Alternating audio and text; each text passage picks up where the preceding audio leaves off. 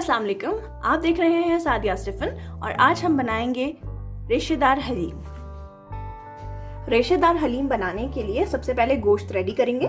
गोश्त रेडी करने के लिए आधा किलो बीफ लिया है मैंने, नमक 2 टीस्पून, पिसी हुई लाल मिर्चें 3 टीस्पून, हल्दी पाउडर लिया है 1/2 टीस्पून, धनिया पाउडर 3 टीस्पून, गरम मसाला पाउडर 1/2 टीस्पून और मीडियम साइज का प्याज मैंने काट लिए हैं 2, अच्छे तरीके से चॉप कर लिए हैं। इसके अलावा लहसुन अदरक का पेस्ट 2 टेबलस्पून लेना है और ऑयल 1.5 कप लेंगे। 1.5 कप ऑयल ले लिया है मैंने। इसे गर्म करके मैं इसमें प्याज डालूंगी। प्याज सॉफ्ट हो गई है। अब मैं इसमें शामिल कर रही हूँ लहसुन अदरक का पेस्ट। इसको भी थोड़ा सा भूनेंगे।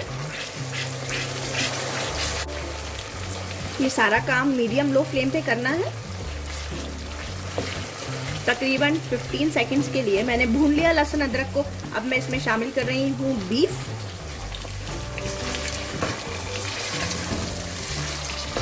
और बीफ को हम तब तक पकाएंगे जब तक इसका कलर चेंज नहीं हो जाता, मींस वाइट नहीं हो जाता ये ऊपर से।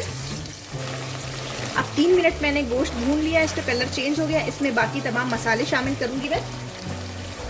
धनिया पाउडर, गरम मसाला, हल्दी,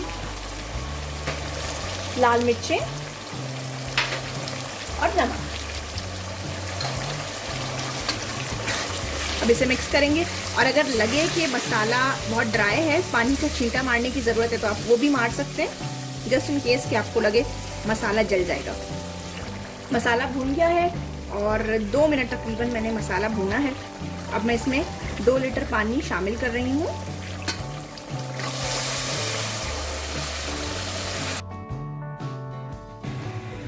अब ये पानी उबलने लगा है। मैं कुकर बंद कर दूंगी और जब प्रेशर बन जाएगा तो उसके बाद बिल्कुल हल्की सी दम वाली आंच पर मैं इस कुकर को छोड़ दूंगी। 1.5 घंटे के लिए ये गोश्त पकता रहेगा हल्की सी आंच पे। अब सेम टाइम पे हम दालें भी रेडी कर लेंगे। दालें बनाने के लिए जो चीज़ें चाहिए उसमें मूंग की धुली हुई दाल ली है मैंने 2 टेबलस्पून, माश की धुली हुई दाल ली है 2 टेबलस्पून और मसूर की धुली हुई दाल ली है मैंने 2 टेबलस्पून। चने की दाल भी 2 टेबलस्पून लेनी है। चावल लिए हैं मैंने 4 टेबलस्पून।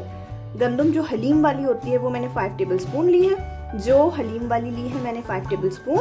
इसके अलावा हल्दी ली है मैंने 1/2 टीस्पून, तेज पत्ता लिया है मैंने 2, दालचीनी का एक छोटा सा टुकड़ा लिया है और नमक लिया है 3 टीस्पून। अब सबसे पहले दालें, गंदम, जौ, ये सब चीजें अच्छे तरीके से धो लेंगे और फिर इसे कुकर में डालेंगे। सारी दालें डाल दी हैं, चावल डाल दिए हैं। अब मैं जौ और गंदम भी ऐड करूंगी। अब मैं इसमें 2.5 लीटर पानी डाल रही हूँ। अब मैं इसमें डाल रही हूँ मसाले। इसे बॉईल करेंगे। अब जब पानी बॉईल हो जाएगा तो मैं कुकर बंद कर दूंगी और लो मीडियम फ्लेम कर दूंगी ताकि प्रेशर में ये दाल और चावल पकते रहें 1 घंटे तक और अच्छे तरीके से गल जाएं। 1.5 घंटा गुजर गया है। गोश्त अच्छी तरीके से गल गया है।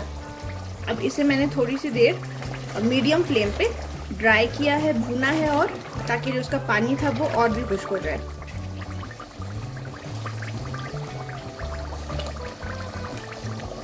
अब इसका फ्लेम मैं ऑफ करूंगी और इसे घोट दूंगी अच्छे तरीके से। मैं इसे कूंडी के डंडे से कूट रही हूँ, आप किसी और चीज़ से भी कर सकते हैं। और इसको कूटने का रीज़न ये होता है, इसको कूटने का रीज़न ये है ताकि इसके रेशे बहुत अच्छे से आए।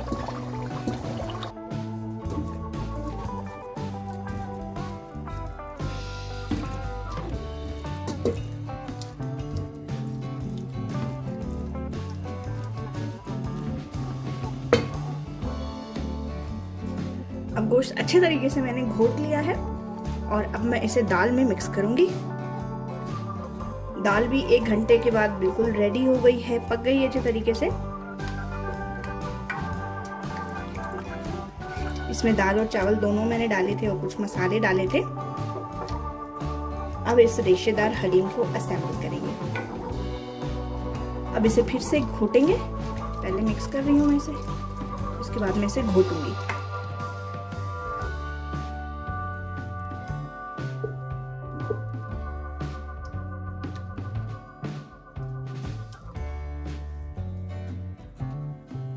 इस हलीम को मैंने काफ़ी देर घोटा है, तो अब आप देख सकते हैं कि इसके रेशे बन रहे हैं।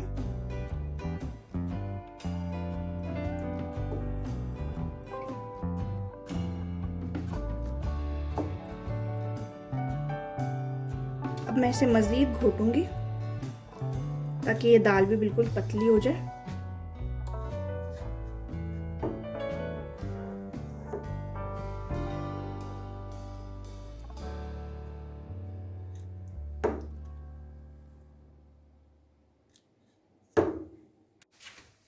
हलीम को मैंने थोड़ी देर के लिए घोट लिया था और अब हलीम बिल्कुल तैयार है और मैं इसे सर्व करूंगी। रेशेदार हलीम बिल्कुल रेडी है, आप इसे ज़रूर ट्राई कीजिएगा।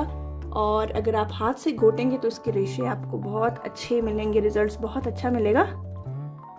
और अगर आप मशीन यूज़ करना चाहते हैं तो आप इसमें मशीन से भी इसके रेशे बना सकते हैं। इसके अलावा जो गोश्त बनाएंगे आप, तो गोश्त के ऊपर रोगन आ जाएगा, उस रोगन को आपने सेपरेटली निकाल लेना है और उस रोगन को फिर हलीम सर्व करते हुए आपने सामने रखना है, ताकि ऑप्शनल हो सबके लिए, जो चाहे अपने सामने डाल सकते हैं वो। क्योंकि अगर आप रोगन ऐड करेंगे तो हलीम थोड़ा ऑयली हो जाता है। इसके अलावा आप प्याज ब्राउन कीजिए, अदरक लीजिए, लेमन लीजिए, फ्रेश ग्रीन चिलीज़ लें और अगर आप चाहें तो चाट मसाला और गरम मसाला भी इस पर डाल के सर्व कर सकते हैं। ज़रूर ट्राई कीजिएगा इस रेसिपी को और मुझे बताइएगा कि आपको ये रेसिपी कैसी लगी। अगर वीडियो पसंद आई है तो आप लाइक और शेयर करना बिल्कुल ना भूलिएगा। और अगर मेरे चैनल को सब्सक्राइब नहीं किया अभी तक तो सब्सक्राइब करें और बेल आइकन प्रेस करें ताकि आपको मेरे आने वाले वीडियोस के नोटिफिकेशंस मिलते रहें। इसके अलावा आप मुझे सजेस्ट कर सकते हैं कोई भी रेसिपी जो आप चाहते हैं कि नेक्स्ट वीडियो में मुझे बनानी चाहिए। आप वो रेसिपी का टाइटल कमेंट में बता सकते हैं, मैं ज़रूर उस रेसिपी को ट्राई करूँगी। मैं मिलूँगी आपसे नेक्स्ट वीडियो में एक नई रेसिपी के साथ। टिल देन, अल्लाह हाफिज़।